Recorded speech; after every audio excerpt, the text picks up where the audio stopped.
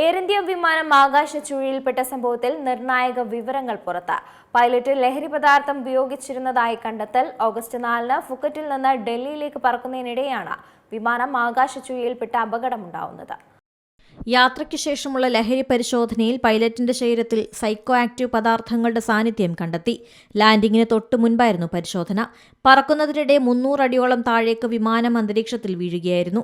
സംഭവത്തിന് പിന്നാലെയാണ് വിമാന ജീവനക്കാരുടെ ലഹരി പരിശോധന കമ്പനി നടത്തിയത്. വിമാനം അപകടത്തിൽപ്പെടുമ്പോൾ എയർബസ് A320 വിമാനത്തിൽ 137 യാത്രക്കാരും 8 ജീവനക്കാരുമാണ് ഉണ്ടായിരുന്നത്. 13 യാത്രക്കാർക്കും 4 ജീവനക്കാർക്കും അപകടത്തിൽ പരിക്കേറ്റു. DGCA സംഭവത്തിൽ അന്വേഷണം തുടങ്ങി. പരിശോധനയ്ക്കായി വിമാനത്തിന്റെ ഫ്ലൈറ്റ് ഡേറ്റ റെക്കോർഡറും കോക്പിറ്റ് വോയിസ് റെക്കോർഡറും സുരക്ഷിതമാക്കി. വിമാനം ഒഡീഷയ്ക്ക് മുകളിലൂടെ പറക്കുമ്പോഴാണ് സംഭവം. ഫുക്കറ്റിൽ നിന്ന് ഡൽഹിയിലേക്ക് പറക്കുന്നതിനിടയിലാണ് ആകാശച്ചുഴിയിൽപ്പെട്ടത്. പരിക്കേറ്റ 17 പേരിൽ 5 യാത്രക്കാരെ ഡിസ്ചാർജ് ചെയ്തു. മറ്റുള്ളവർ ഇപ്പോഴും ചികിത്സയിൽ തുടരുന്നു. National desk C Malayalam news. ഏറ്റവും പുതിയ വാർത്തകളും വിശേഷങ്ങളും വിരൽത്തുമ്പിലറിയാൻ സി മലയാളം ന്യൂസ് എല്ലാ ഡിജിറ്റൽ പ്ലാറ്റ്ഫോമുകളിലും ലഭ്യം.